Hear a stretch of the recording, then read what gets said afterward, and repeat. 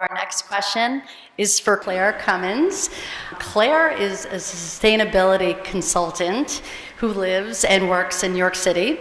She has a master's in sustainability management from Columbia University. She's a Summit High School graduate and an active member of Summit's Green Team and regularly attends meetings of the Summit Environmental Commission. Some communities have created and hired a role, which is the Chief Sustainability Officer. So we're going to turn to you and say, what if Summit hired you as the Chief Sustainability Manager, of course, at no cost to any taxpayers? What would you do? How would you approach that role?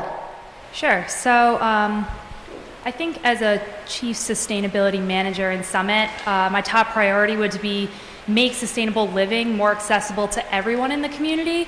I feel like right now there are a lot of people who are interested in sustainability and maybe feel like they don't know how to approach this sort of lifestyle or feel like it's a lot of work and they might not get that much out of it. So I would definitely like to work to change that. So the first thing I would focus on is waste. For whatever reason, waste seems to be the gateway to sustainability for a lot of people. You know, we do a really good job of recycling in Summit, and I think we could extend that into things like composting, which I know a lot of people have expressed interest in. That would then in turn create a lot of soil that we could use to maybe have a community garden where we grow local fruits and vegetables that we either serve in our schools or we give to families that can't afford that for their homes. And that's not only a good thing to do, but it would cut back on things like our food footprint. I would also invest in making our city more walkable and bike friendly. I feel like we could do a lot better job extending our bike paths, making them more accessible to people, safer, clearly marked so cars aren't driving in them. Things like having bike racks at the end and lockers so that people actually have a place to put their stuff when they get to their destination. Public transportation. I've been to the high school and the middle school during pickup and drop off, and there's no reason that line should be so long. So I would definitely look into, at the very least, a carpooling option. I know a lot of companies have apps where you can partner up with people.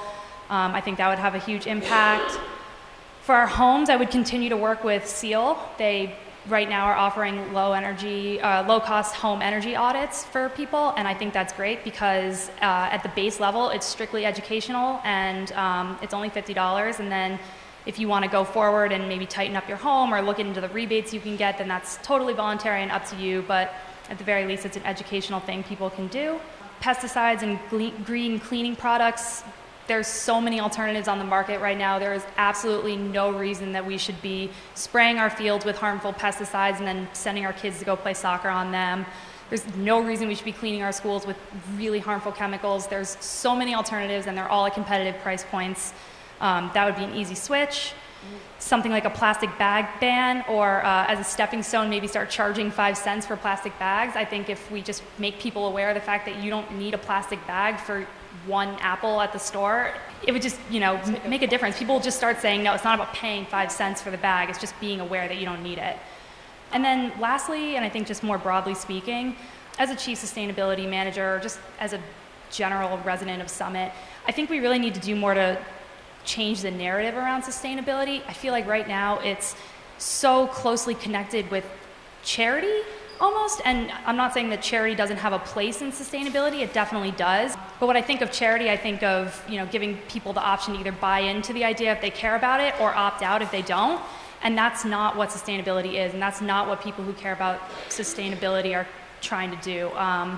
We have a real problem, and that problem is that we're not going to be able to live life as we know it on this planet for much longer, let alone the generations after that. So I think there just needs to be more awareness for what sustainability really means and why everyone, and not just, tree huggers and environmentalists should care about it.